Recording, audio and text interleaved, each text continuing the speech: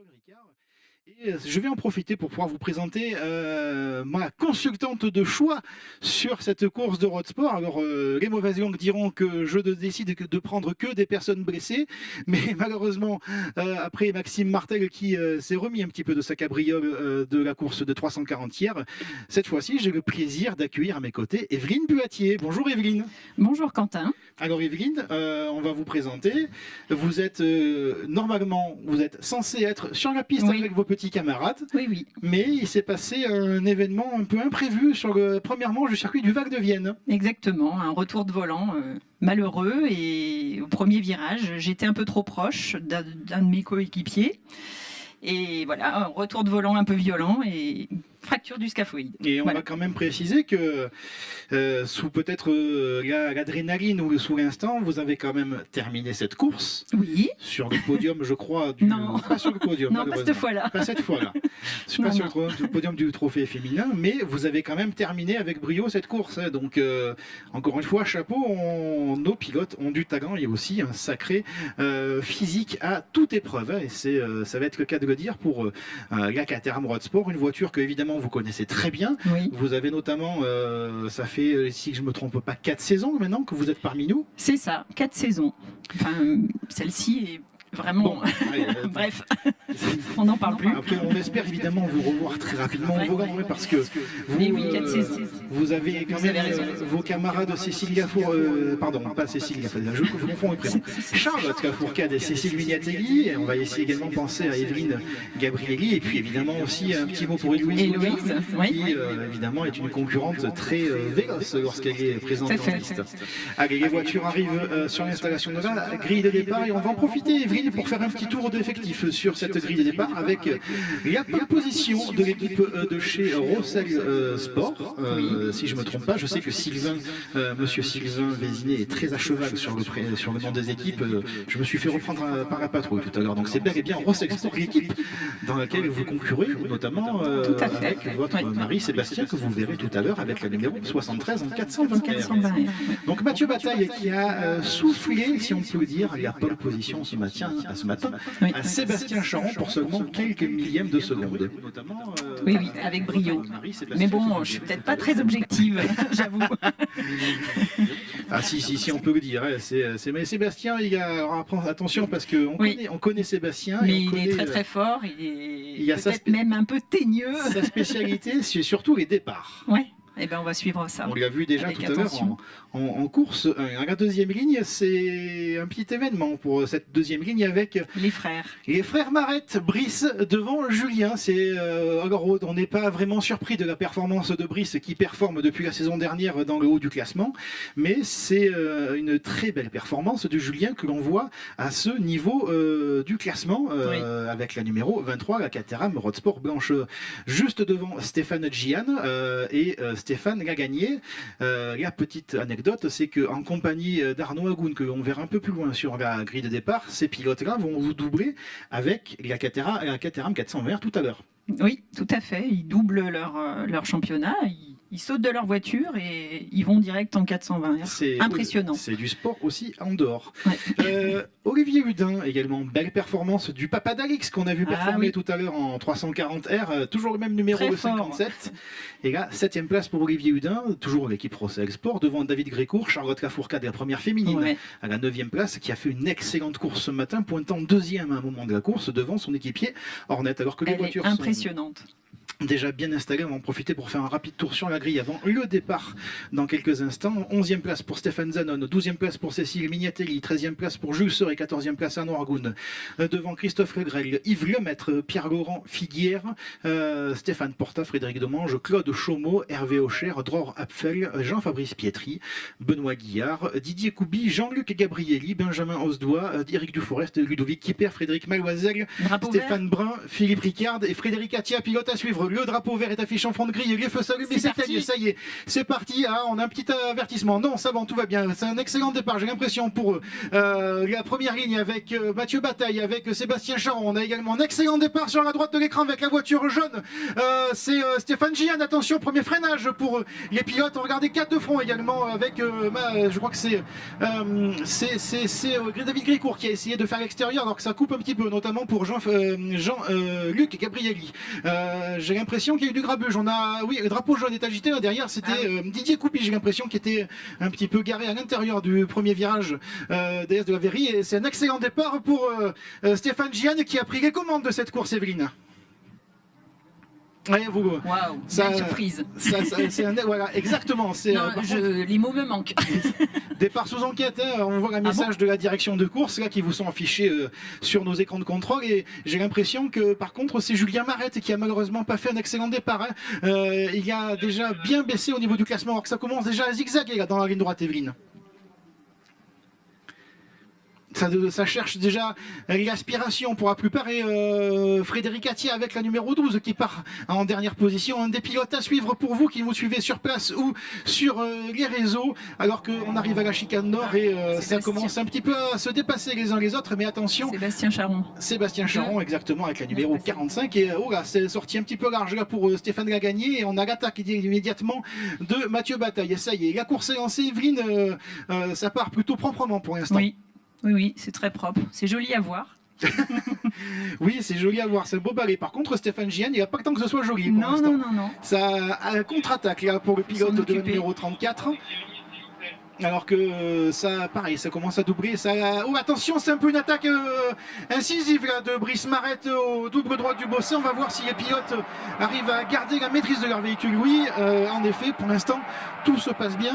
On sent quand même une petite tension électrique, hein, Evelyne. Oui, tout à fait, Quentin. Alors que, attends, ça a failli se toucher avec Mathieu Bataille sur Stéphane Lagagné. C'était très très chaud.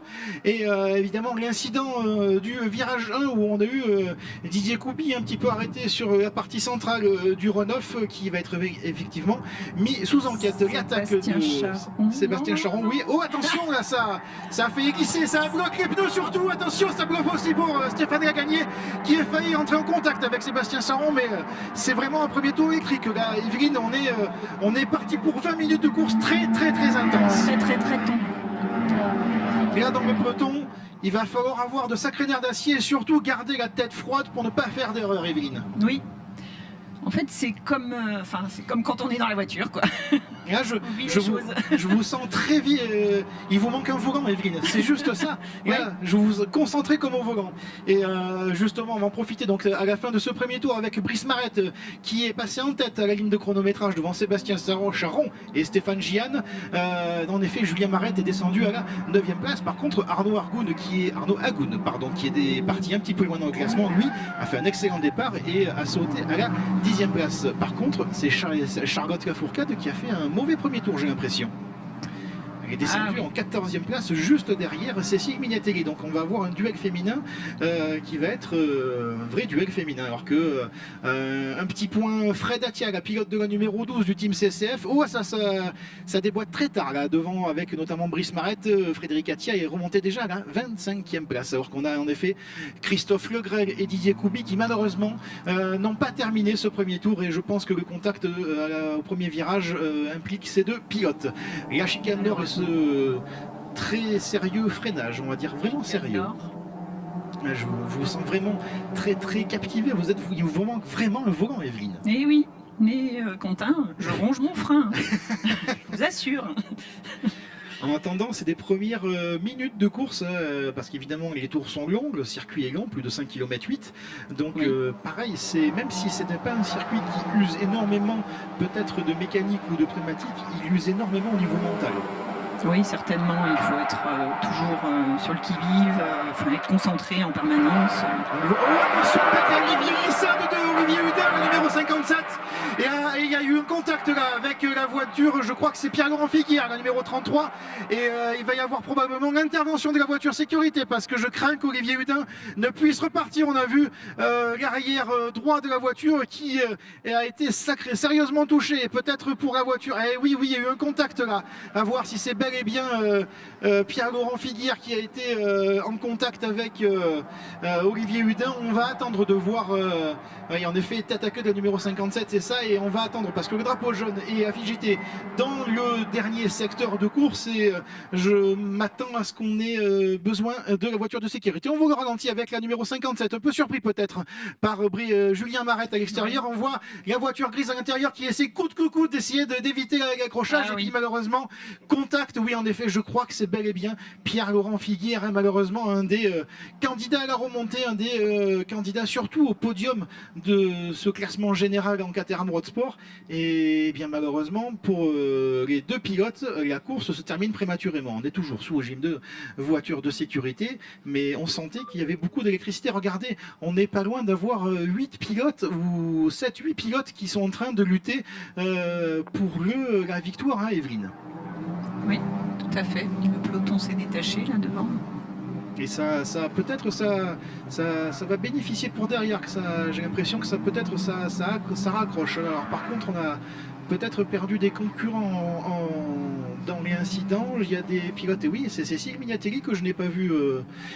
Elle vient de passer, exactement. Elle a perdu peut-être des places, elle a dû peut-être faire également une faute surprise. Et voilà, safety car, on l'a dit. Safety car. On va pouvoir reprendre nos esprits. Les voitures vont se recoller. Alors le gars, on voit les pilotes faire signe, alors pas coucou, ça c'est encore autre chose. Non, c'est pour des raisons de sécurité, on lève la main maintenant, on a mis ça en place pour éviter de se rentrer dedans. Et c'est mieux. C'est la Caterham. Il n'y a pas un suraccident. Exactement, vous le voyez, c'est une voiture qui n'est pas fermée complètement, il y a un arceau-cage, de ce que l'on appelle, très résistant, et ça permet notamment de voir, si vous suivez ça devant votre écran, que ce soit l'effort du pilote, on l'a vu avec Olivier Hudin qui a tant bien que mal essayé de contrebraquer pour garder la maîtrise de sa voiture. Oui, mais malheureusement... Ouais, c'est malheureusement pour le pilote, votre équipier de l'équipe Eurosal Sport, eh bien c'est un arrêt prématuré. En effet, c'était bien Pierre-Laurent Figuière qui est venu malheureusement heurter la roue arrière. Oui, je crois qu'il est passé dans la voie des stands. Peut-être après, on a pour l'instant des messages de la direction de course. Nous avons la voiture numéro 57 évidemment qui est arrêtée, qui n'a pu repartir évidemment. On va compter sur l'efficacité. On l'a vu tout à l'heure avec cet impressionnant choc au départ de la troisième course des camions. L'efficacité des commissaires ici sur le circuit Paul Ricard, une efficacité qui est mondialement reconnue par les circuits du monde entier. Donc safety car, on va en profiter pour respirer un petit peu, Evelyne, et faire le point sur le classement avec, pour l'instant, eh bien, si Mathieu Bataille est affiché en tête de notre classement, eh bien non, c'est bien Brice Marette qui est en tête devant le pilote Eurosal Sport. Il a réussi à passer juste au bon moment. Juste avant que ça... Juste avant, exactement, l'intervention du safety car. Alors, on est déjà à presque mi-course, Evelyne. Regardez, 11 minutes 45 secondes, il nous reste pour cette passionnante, évidemment, course des Caterham Road Sport. On a Sébastien Charon en troisième position, on a Stéphane Lagagné juste derrière en quatrième position. J'ai l'impression que ça zigzague. Je pense que c'est pour garder les pneus en température, mais surtout ça se décale. Je pense que c'est surtout pour refroidir la voiture, pour garder la performance et le frais, de moins de l'air frais. Oui, certainement, parce qu'il fait quand même assez chaud aujourd'hui. Et bon, et puis il faut qu'ils restent alertes tous. Exactement, et oui, c'est une course automobile, donc il faut vraiment rester très attentif jusqu'au bout. Donc les voitures ont passé la ligne de chronométrage. On va avoir pour un chrono, ou du moins un classement un peu plus objectif désormais, avec donc Brice Marette en tête devant Mathieu Bataille en deuxième position, Sébastien Charon troisième devant Stéphane Lagagné, Stéphane Gian, David Grécourt, Julien Marette qui a réussi à remonter quelques places après un départ un petit peu compliqué pour le pilote pilote du team CCF, devant Arnaud Agoud qui lui par contre a fait un excellent départ et un début de course. Charlotte Lafourcade est en 9e place devant Hornet, Jules Serret, Yves Lemaître, le pilote que vous pouvez suivre également en FFSA GT4, l'équipier de Vincent Beltoise avec l'Alpine GT4 de l'équipe du Code Racing. Pour l'instant, Yves Lemaître avec la voiture aux couleurs de notre partenaire Yokohama est en 12e place devant Stéphane Zanon, Claude Chaumeau, Jean-Fabrice Pietri, Hervé Aucher, Frédéric Domange, Dror Apfel, Benoît Guillard, Frédéric Attier remonté à la 20e place devant Stéphane Porta, le pilote AMX qui a perdu une petite place d'ailleurs justement avant l'intervention de la voiture de sécurité. Ludovic Kipper, Frédéric Maloisel qui on espère va pouvoir performer comme il devrait performer ce week-end. Il est un petit peu en deçà des espérances et surtout des performances dont il est capable de faire. Devant Éric Duforest, Jean-Luc Gabrielli, Benjamin Onsdois, Stéphane Brun et Cécile Mignatelli qui a quand même, je pense, elle a dû faire un tête à queue. Peut-être surprise, exactement. Parce que c'est étonnant de sa part. Elle était justement pas très loin à ce moment-là de Olivier Hudin quand il est parti à la faute. On a vu beaucoup de pilotes dans le paquet, donc il n'est pas impossible qu'elle ait été surprise par peut-être un mouvement. Oui, certainement. Voilà, numéro 33, qui a essayé coûte que coûte de pouvoir rentrer à la voie des stands, mais on le voit, la direction de course l'annonce arrêtée au virage 12, donc juste à la sortie du double droite du Bossé. Enfin, pour finir, on a Philippe Riquiert avec la numéro 6 qui clôture ce classement pour l'instant, et donc 4 abandons à noter, à noter, Olivier Hudin, Pierre-Laurent Figuière, Christophe Legrel et Didier Couby. C'est la première fois que la Safety Car est présente avec nous ce week-end sur les courses de Caterham. C'est vrai, Quentin. On aurait souhaité ne pas l'avoir évidemment, mais avoir des courses propres jusqu'au bout.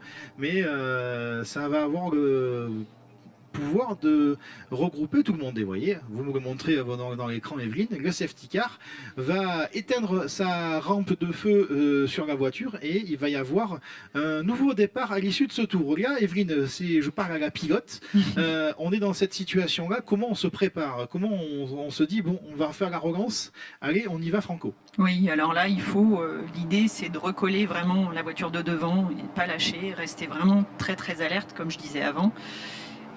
Bien observer les lumières de la safety car et quand elles s'éteignent, on sait que c'est celui qui est en pôle qui va donner le train, le rythme. Alors là par contre, il y en a qui sont écartés et c'est dommage parce que ceux qui sont derrière, ils doivent rager parce qu'ils doivent se dire je vais jamais pouvoir recoller. Ouais. Vous faites référence notamment à Cécile Mignatelli qui doit être en train je me mets dans sa position et je me dis waouh. Par contre là j'ai l'impression que le rythme a beaucoup ralenti, peut-être un peu trop, j'ai l'impression. Attention à ce que qui n'est pas sur accident.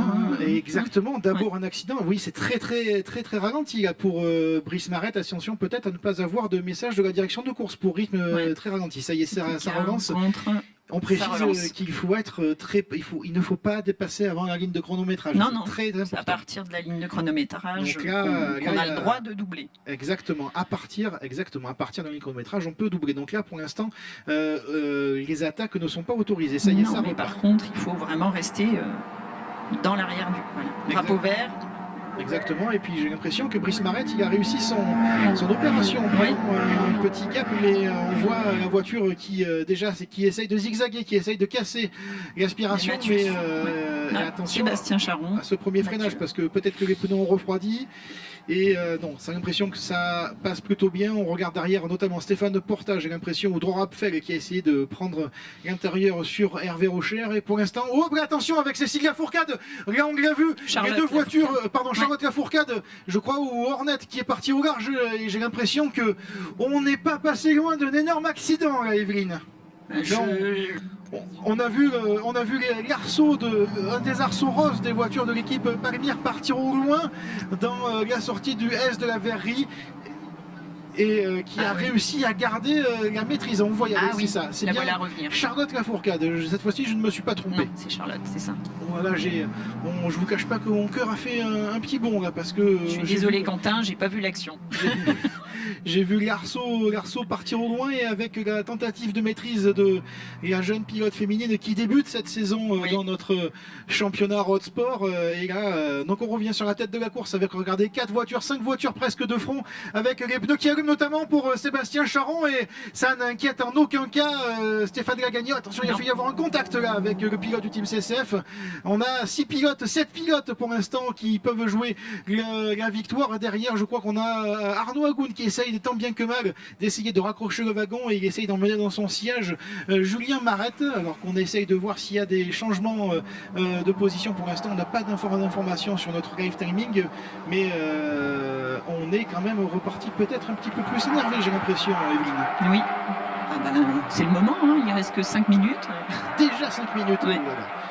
Certains pourraient dire que plus c'est bon, mais là c'était 58 limites de piste. C'est Hornet qui est encore une fois qui est averti au niveau des track limites. Attention à bien respecter justement les track limites sous peine de pénalité. On a vu hier justement en Caterham 400 VR des pénalités qui ont malheureusement fait pas déclasser, mais qui ont reclassé des pilotes un peu plus loin dans le classement, et des bons résultats se sont transformés en résultats moyens. On voit la voiture de je crois que c'est David Grécourt là, qui est un petit peu abîmé. Ça a touché au niveau du bas du nez avant, alors qu'attention, on a contact là avec Stéphane Lagagné qui est allé un petit peu trop loin au virage du pont à l'intérieur et qui a malheureusement dégagé la quille, bien aidé derrière par Stéphane Gian. On le voit avec la numéro 34 et ses peintures de guerre, hein, le pilote du team CCF qui après un bon départ est maintenant en train de plafonner à la 6e place. Ça y est, de nouveau Gaz de la Verrie avec Mathieu Bataille toujours en tête. Non, il vient de repasser. C'est en effet c'est très tendu entre les pilotes là, c'est très musclé. On est peut-être pas loin du money time là. Alors que j'ai l'impression que Charlotte Lafourcade, malgré qu'elle ait perdu des places, elle est repartie le couteau entre les dents, et on l'a vu déjà remonter quelques places là. La jeune pilote féminine, alors qu'on a la 281, la voiture d'Arnaud Agoun qui est signalée avec des limites de piste au T11, donc pareil, encore une fois, les track limites à bien respecter pour tous les pilotes. Hein. Et je crois que c'est... Alors, on a un pilote qui est rentré dans la voie des stands, c'est Jean-Luc Gabrielli, avec la numéro 75, qui malheureusement a peut-être connu un souci sur sa voiture, et malheureusement pour le pilote du Saint-Éloi Racing, il doit faire un passage par la voie des stands. Je vous vois regarder les chronos avec attention, Evelyne. Et là, vous êtes très concentré sur justement les temps, et on revient à l'image avec 4 voitures de front. Et attention, parce que David Grécourt a profité de l'aspiration pour prendre les commandes, mais derrière, c'est son équipier Stéphane Lagagny, vainqueur la veille avec la voiture 26 qui en a profité. Et vous le disiez, on entre dans les 5 dernières minutes, il reste un peu plus de 3 minutes, et encore, on est sur un temps qui est écourté, donc il y a encore moins de droit à l'erreur que d'habitude, ma chère Evelyne. Oui, c'est pour ça certainement qu'ils sont encore plus tendus. Il y a quand même, malgré tout, regardez, il y a une sacrée cassure entre le premier peloton, le peloton des poursuivants, et derrière, encore une fois, c'est l'impression que la course se déroule en 3 parties, j'ai l'impression. Vous le voyez, on a eu un petit peloton avec notamment Yves Lemaître, et là, vous voyez, Charlotte Lafourcade, je vais jamais y arriver, malheureusement. Qui fait l'extérieur dans le virage de Mistral, et derrière aussi on a Frédéric Attia qui poursuit sa remontée, la voiture, le leader du championnat avec la voiture numéro 12 qui tente tant bien que mal de limiter les dégâts et d'assurer quand même des points importants pour le championnat, parce que la saison est longue, hein. Et on se concentre, voilà, vous le voyez avec Claude Chaumeau, avec la voiture rouge, la numéro 78 qui est devant tout ce plateau, et j'ai l'impression que ça tente coûte que coûte. Là, ça y est, ça essaye de dépasser notamment Frédéric Domange sur Jean-Fabrice Pietri, et derrière on a notamment, attention, l'attaque de Benoît Guillard avec la voiture de la MX Team là, qui essaye de faire l'intérieur sur Fred Attia, mais ce n'est pas passé. Mais attention, il y a le virage du pont avec une nouvelle opportunité de dépassement pour notamment le pilote avec la voiture numéro 90, mais ce n'est pas passé. Attention, nouvel avertissement des limites de la piste pour le numéro 23, le numéro 23, c'est attendez, je regarde, c'est Julien Marette. C'est Julien Marette. Donc on continue avec les limites de la piste en espérant que la sanction ne tombe pas, parce que ça risque, on a des plateaux qui sont assez, des pelotons qui sont assez compacts, et ça risque d'avoir son incidence en fin de course. Pénalité. Exactement. Peut-être plus de drive-through. Et je crois qu'on a, vous comptez, on a bel et bien 7 voitures pour la victoire, Evelyne. On est dans les 2 derniers tours, Evelyne. On est dans les 2 derniers tours. C'est parti à la faute derrière avec Jules Serret qui a fait un demi-attaqueux, qui a réussi à garder. Non, c'est Stéphane Zanon, pardon. Zanon, oui. Qui a réussi à garder quand même la maîtrise de sa voiture, mais derrière, ça a réussi à éviter le pilote AMX Team, mais malheureusement, pas mal de place perdue pour le représentant qui a été un des animateurs de la course d'hier. On l'a vu longtemps en seconde place et qui malheureusement n'a pu terminer cette première course. Vous voyez ces différents pelotons et ça commence à zigzaguer, ça commence à attaquer. Là, les pilotes, on a notamment Sébastien Charon qui fait l'extérieur. Superbe manœuvre du pilote du Saint-Éloi Racing, la numéro 45, qui réussit l'extérieur. Mais attention, derrière, il y a une nouvelle zone de ligne droite. Et là, il va falloir bien être patient et surtout faire la bonne attaque et gérer justement cette aspiration. C'est un côté un peu tactique, là, Evelyne. Oui, tout à fait. Et là, je crois qu'il y en a un justement qui a fait l'aspiration. Et c'est Mathieu Bataille. Non. C'est Mathieu Bataille avec la numéro 30 qui a réussi à se porter à hauteur de David Grécourt, j'ai l'impression, alors que derrière ça essaye de... Ça ferme la porte là notamment pour Mathieu Bataille. Et David Grécourt est à l'extérieur de Sébastien Charon. On a Brice Marette juste derrière qui est suivi comme son ombre par Stéphane Lagagné. On a Stéphane Gian, il y a beaucoup de Stéphane. Stéphane Gian et on a également Arnaud Agoun avec la 280, la voiture blanche et rouge. Ça garde l'intérieur, ça commence à fermer les portes. Evelyne, dans quelques instants, nous devrons entrer dans le dernier tour de cette dernière course ici sur le circuit du Castellet des passionnantes Caterham Road Sport. Ça y est, le virage du pont, ça attaque à 3 de front avec, attention, peut-être contact non entre Sébastien Charon et David Grécourt. Mais ça ressort, vous le montrez, ça ressort très proprement pour le pilote du team CCF. Et ça y est, Evelyne, nous attaquons le dernier tour. Avec toujours Mathieu Bataille en tête devant Sébastien Charon, David Grécourt, Brice Marette, Stéphane Lagagné, Stéphane Gian, Arnaud Agoun, alors qu'en attendant, malgré sa faute au tour précédent, Stéphane Zanon est le détenteur du meilleur tour en course en 2:34.209. Pardon. Evelyne, vous me le montrez, on a les 7 voitures qui sont réunies dans les 2 secondes. Oui. Tout va se jouer sur ce tour-là. Et peut-être Mathieu Bataille a peut-être pris un petit peu d'avance là sur Sébastien Charon. Peut-être qu'on a tapé un petit peu trop dans le capital pneumatique et il y a une potentielle cassure juste derrière David Grécourt, alors que ça revient fort également pour Hornet et serait également peut-être un espoir d'accrocher un bon résultat pour Yves Lemaître. Yves Lemaître qu'on retrouve à la 10e place. Il y a l'objectif top 10 pour le pilote à la numéro 17 aux couleurs de notre partenaire pneumatique Yokohama. Et exactement, c'est en train de protéger les portes. Là, on ferme les portes coûte que coûte. Là, bah oui, là, c'est stratégiquement. On sort les bras, le genou, pas à réfléchir. On sort tout. Et on s'applique. On sort tout. Attention, 2 de front, 3 de front peut-être, l'attaque de Sébastien Charon. Oh, là, c'est très très musclé. C'est une voiture qu'on peut vraiment emmener loin dans la performance, Evelyne. Ça ressort plutôt pas mal pour David Grécourt, mais il n'a plus d'aspiration. Attention, on arrive à la dernière montée le virage du Mistral, avec ce beau panorama varois derrière le circuit Paul Ricard. Et j'ai l'impression qu'il y a peut-être un écart qui, il y a un écart qui a été fait pour la 3e place. Là, la victoire va peut-être se jouer entre Mathieu Bataille, David Grécourt et Sébastien Charon. Attention, contact, oui, ça s'est touché avec David Grécourt et Sébastien Charon. Là, c'est plus que musclé. On est à l'au-delà du viril. Entre les 2 pilotes qui se connaissent bien, qui ont débuté en académie ensemble également il y a quelques saisons de ça, et pour ça, tout ça, ça profite à Mathieu Bataille qui est parti peut-être pour récolter le succès ici sur cette course.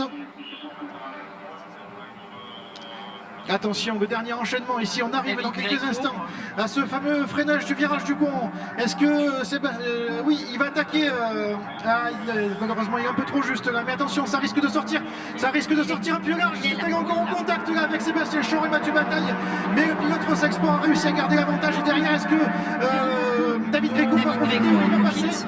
Ça y est, drapeau damier, victoire sur le fil de Mathieu Bataille. 2e seulement devant David Grécourt et Sébastien Charon. Stéphane Lagagné, Brice Marette, Stéphane Gian, Arnaud Agoun, Hornet, Jules Serret et Julien Marette sont en train de passer et clôture ce top 10, Evelyne. On va reprendre notre respiration, Evelyne. Oui, surtout vous, Quentin. Moi, j'avoue que j'ai pas l'habitude. C'est du rapide. C'est ma séance de cardio, j'ai l'impression. Ces courses de Caterham vont avoir mon cœur plutôt que prévu, je crois. Une course une nouvelle fois passionnante, avec notamment Yves Lemaître à la 11e place, Charlotte Lafourcade, malgré son erreur, en 12e place. Impressionnante erreur, mais elle a eu la maîtrise et elle est remontée à la 12e place. Belle performance vraiment de la jeune pilote de l'équipe Palmyre qui remporte ce classement féminin devant Stéphane Zanon, qui a limité les dégâts malgré sa faute dans la partie sinueuse du bas du circuit, devant Frédéric Attia remonté 14e, Jean-Fabrice Pietri à la 15e place, Hervé Aucher 16e devant Benoît Guillard, Frédéric Domange. On a la 19e place Dror Apfel, Claude Chaumeau 20e, 21e Frédéric Maloisel, 22e Ludovic Kipper. Cécile Mignatelli a pu remonter jusqu'à la 23e place. Je pense qu'elle va être un petit peu déçue de sa performance, mais on voit quand même que les écarts sont vraiment très très serrés entre les différents pelotons, les différents paquets qui ont concouru sur cette deuxième course des Caterham Road Sport ici. Stéphane Porta 24e devant Éric Duforest, Benjamin Osdois et Philippe Rickiert. Stéphane Brun également, j'ai pas l'impression qu'il ait terminé cette course. On le voit classé, mais seulement à 2 tours du vainqueur. Jean-Luc Gabrielli et malheureusement n'a pas terminé la course, tout comme Olivier Hudin, Pierre-Laurent Figuière, Christophe Legrel et Didier Couby.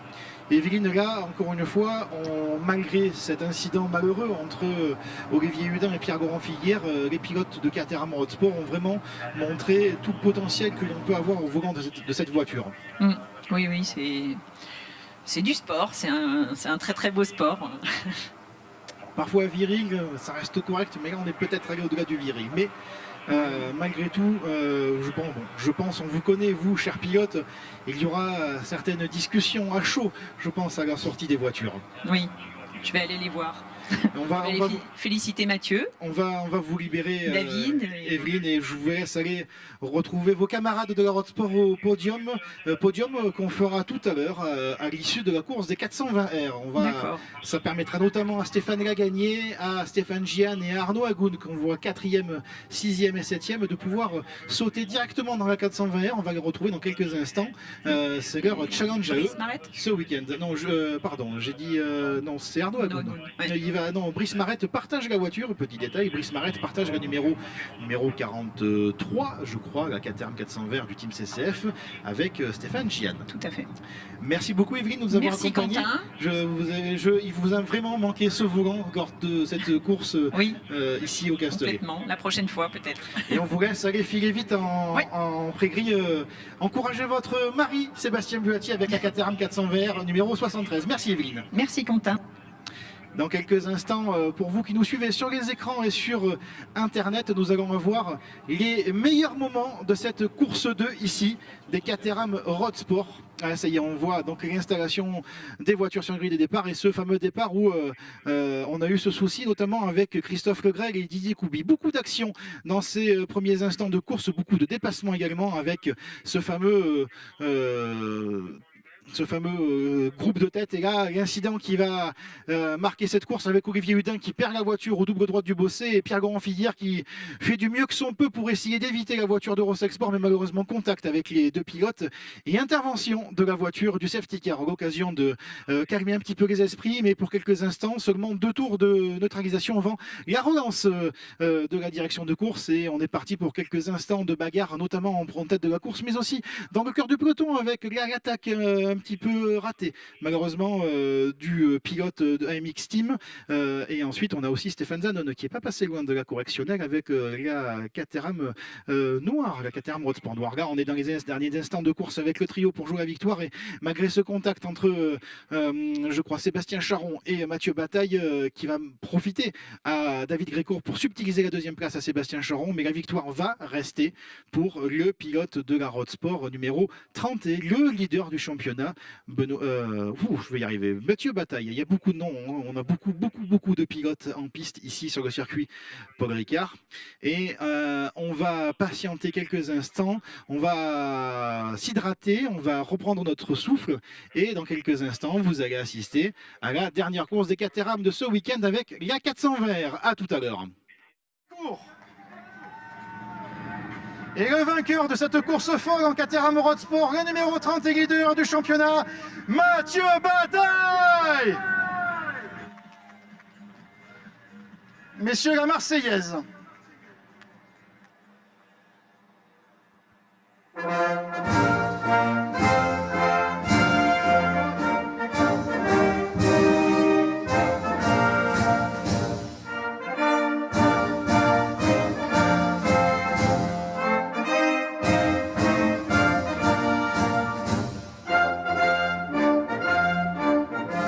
Merci, et on va appeler également le vainqueur du challenge féminin, Charlotte Lafourcade de l'équipe Palmyre.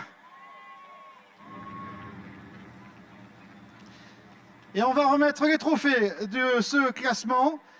Avec, pour la 3e place, on va toujours appeler Candice qui va être prise en ordre. C'est la 3e place, je ne crois pas que ce soit la bonne course. Non, on va remettre les trophées. Candice qui va remettre le trophée de la 3e place.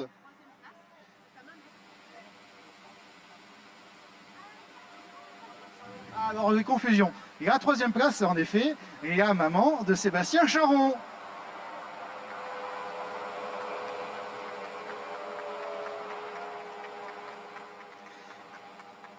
Le trophée pour la 2e place. Là, cette fois-ci, on est plutôt bon. Ça y est, merci. Candice avec nous pour David Grécourt, le pilote du team CCF. Et enfin, le trophée, les trophées des vainqueurs pour Mathieu Bataille, le vainqueur de ce classement général. Et enfin, le trophée pour la vainqueur féminine, remis par la maman de Charlotte Lafourcade, en ce jour de fête des mères. Messieurs, dames, le sourire et la photo pour immortaliser cette course. Et je vais passer la main tout de suite à mon camarade Manu Biston pour la dernière course des camions ici sur le circuit de Castellet.